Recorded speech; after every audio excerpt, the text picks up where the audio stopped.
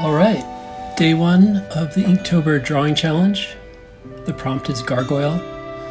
I'm excited, rusty, and overly focused on the new bright shiny thing, hence this video.